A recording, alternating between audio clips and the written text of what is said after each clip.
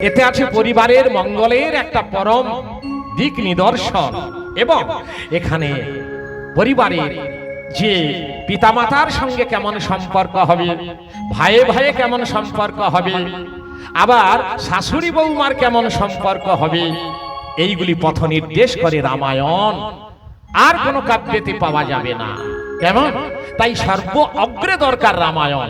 তাই আগেকার দিনে কার্তিক বৈশাখ মাস হলেই রামায়ণ বাড়ি বাড়ি পাঠক ঠাকুরগণ, ব্রাহ্মণ, পুরোহিত, গুরুবর্গ তারা বাড়ি বাড়ি এক মাস ধরে রামায়ণ করতেন। আমার জীবনে এই প্রথম ঘটনা 28শে ফেব্রুয়ারি থেকে 28শে মার্চ অবধি রাম মন্দিরে, পাঁশকুড়া রাম মন্দির, হনুমান মন্দির, ওখানে এই বছর গান করে এলাম। তার জন্য আমার চিত্তবাবুর নির্ধারিত দিনে অনুষ্ঠানটি করা গেল না। আজকে এই দিনেই, এই তিথিতেই করা সম্ভব হয়েছে। তো শুধু পাঁশকুড়া না, এটা দিকে দিকে ছড়িয়ে দিতে হবে। এবং আগেকার দিনে তাই হতো। এই রামায়ণের কথা শুনলেই বুঝতে পারবেন। এই পরিবারে, যেই পরিবারে এসেছি, রামায়ণে রুচি হয়েছে এই কারণে পরিবারের সকল সদস্য এক ছাতার তলায়, পরিবারের সকল সদস্য এক ছাতার তলায় আছে। এটাই হচ্ছে রাম রাজ্য, এটাই হচ্ছে রাম রাজ্য এবং রাম আদর্শ এরা পালন করে আসছে।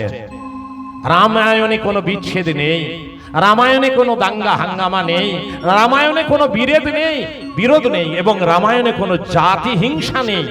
অযোধ্যা চলে যা, সেখানে মন্দির আছে, সেখানে মসজিদ আছে, সেখানে গুরুদ্বার আছে, সেখানে ওই খ্রিস্টানদের গির্জা আছে। আমি গেছি।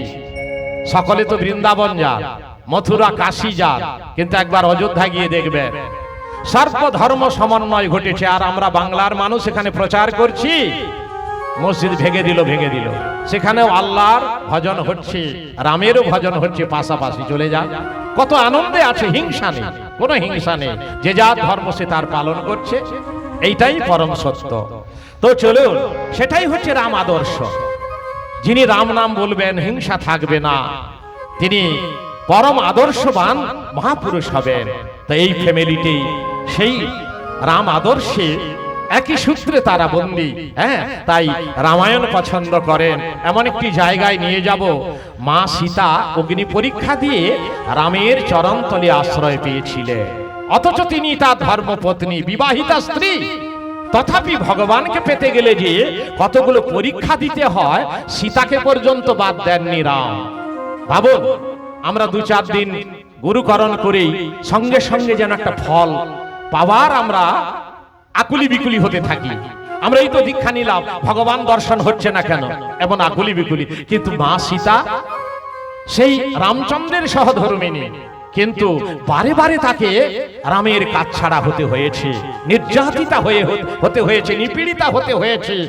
এবং একবারে কাছাকাছি এসে যাচ্ছে, তবু রামচন্দ্র বলছেন, না, তুমি অগ্নি পরীক্ষা দাও।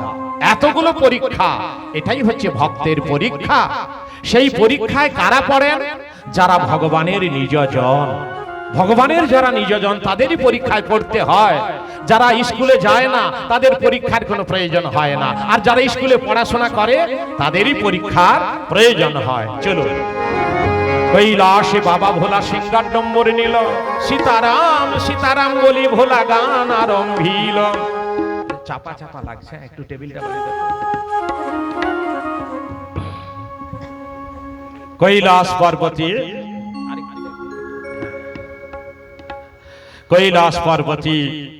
হর পার্বতী, মানে রামায়ণের বক্তা হলেন স্বয়ং দেবাদিদেব মহাদেব শঙ্কর।